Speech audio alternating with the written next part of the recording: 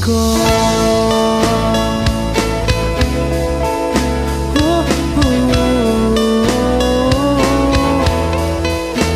Naalala ko pa nung pinapangarap pa lamang kita hahatid, susunduin